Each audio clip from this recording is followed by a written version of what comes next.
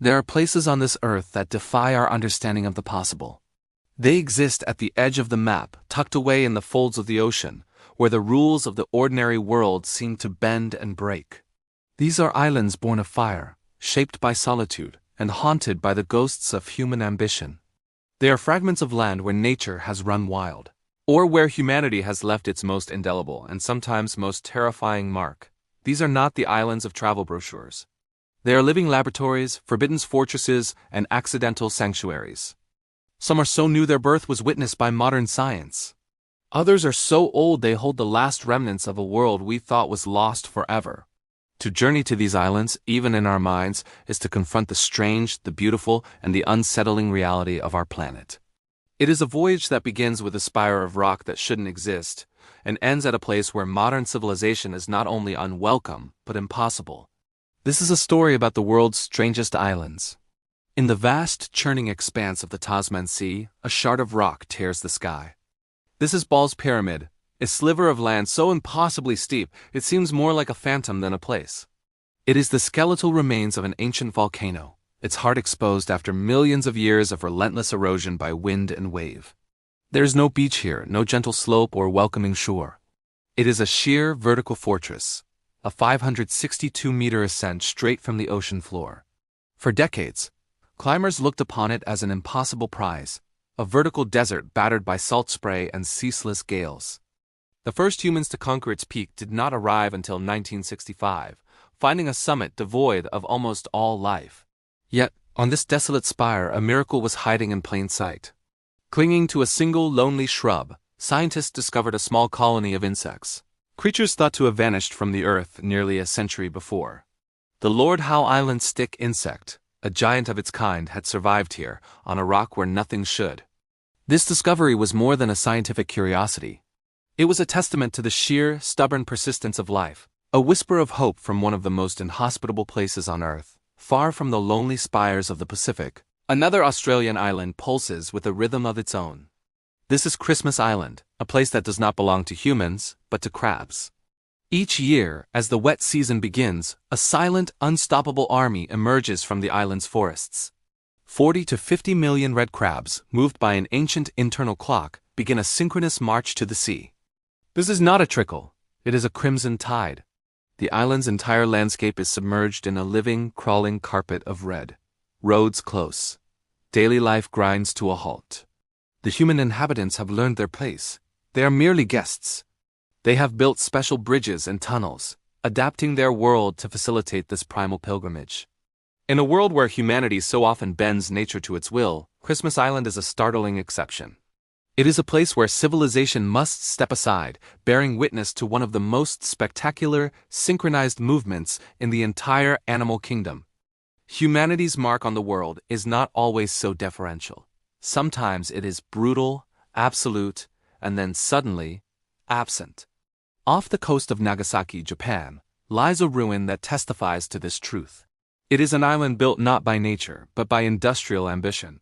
Its official name is Hashima, but the world knows it by a more fitting name, Battleship Island. From a distance, its skyline of decaying concrete high-rises resembles a warship steaming through the waves. This island was created for a single purpose: to tear coal from the belly of the earth. At its peak, it was a city unlike any other. Over 5,000 people were crammed into its concrete confines, creating one of the most densely populated places in human history. It was a complete, vertical world, with apartments, schools, hospitals, and even a cinema, all forged from concrete and ambition. Then, in 1974, the coal ran out. The mine closed, and the island was abandoned almost overnight. Families left meals on tables, children left toys in their rooms. Today, Hashima is a ghost city, a concrete skeleton slowly surrendering to the sea. And the wind, a chilling monument to an era of relentless extraction and the fleeting nature of human industry. Some islands tell a different story of human legacy, a more insidious and far-reaching one. Henderson Island is a remote, uninhabited coral atoll in the South Pacific. It is so isolated, so pristine, that it was designated a UNESCO World Heritage Site, a protected sanctuary for the unique, endemic species that call it home. It should be a paradise, but it is not. Despite its profound isolation, Henderson Island has become one of the most polluted places on the planet. Its beaches are not covered in shells, but in plastic. Millions of pieces of debris, bottle caps, fishing nets, toothbrushes, and unidentifiable fragments are washed ashore by the South Pacific Gyre, a massive rotating ocean current that acts as a global conveyor belt for our waste. This plastic comes from continents thousands of miles away, a testament to the global reach of our throwaway culture. The pollution is so extreme it is buried deep within the sand, choking the vegetation and threatening the very creatures the island was meant to protect. Henderson Island is a pristine place that has never been inhabited, yet it has been ruined. A haunting paradox that reveals a truth we can no longer ignore. There is no way to throw things to. While some islands are defined by what humanity has done to them, others are defined by what we have not. In 1963, south of Iceland, the ocean began to boil.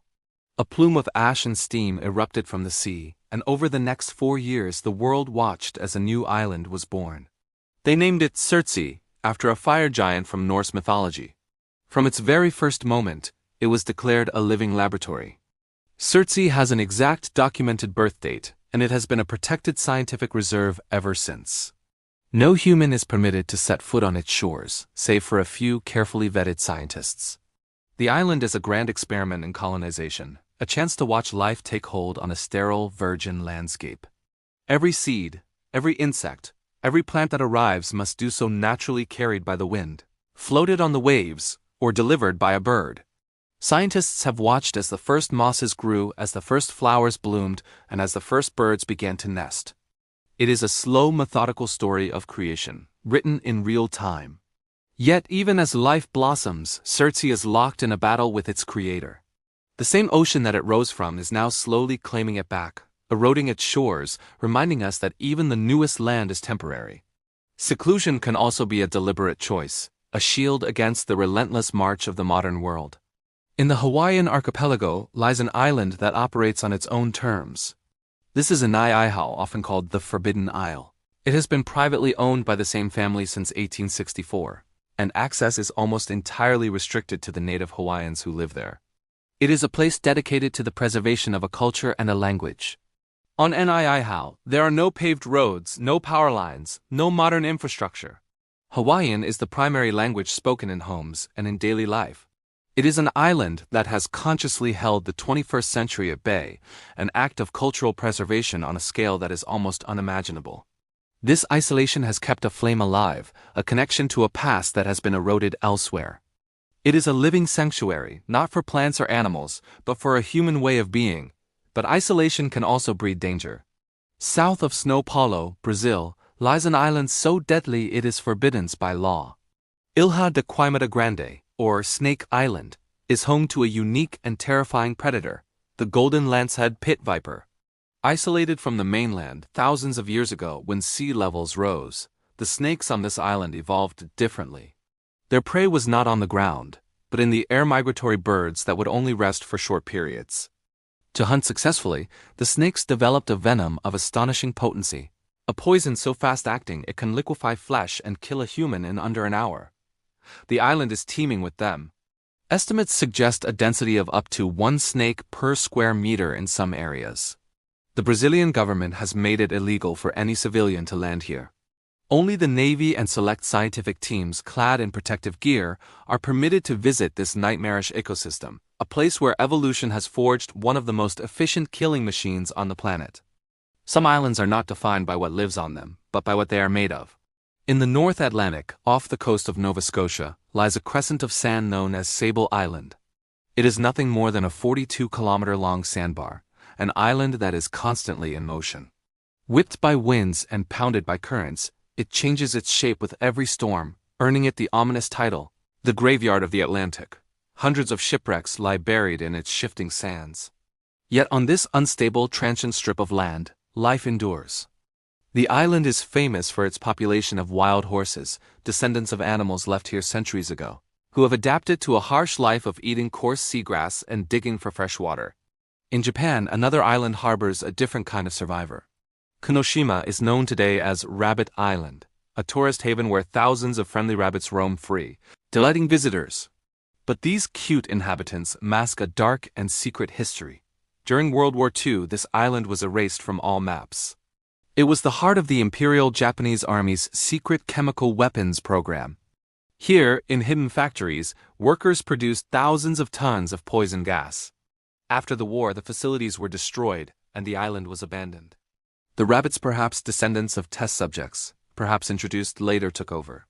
Today, the idyllic scene of tourists feeding rabbits plays out against the backdrop of decaying factory ruins, a surreal and unsettling juxtaposition of innocence and horror. Our journey ends at a final absolute boundary. In the Bay of Bengal lies North Sentinel Island, home to the Sentinelese people, one of the last tribes on Earth to remain completely uncontacted by the outside world. They are not a relic of the past.